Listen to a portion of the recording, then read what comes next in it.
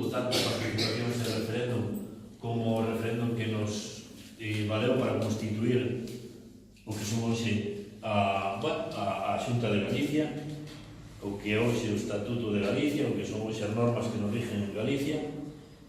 Pois cunha boa participación, pois os veciños maioritariamente votaron que sí, que estaban de acordo con este cambio.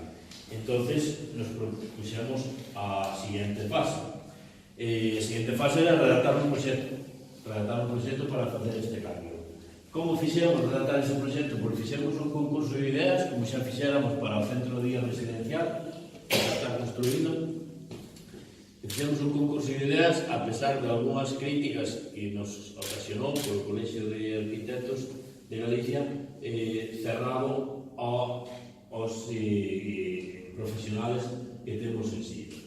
Nos, a pesar de non ser un concello dos máis grandes de Galicia, tampouco dos máis pequenos, estamos por encima da media, pois temos a suerte de contar con bastantes profesionales en este sentido.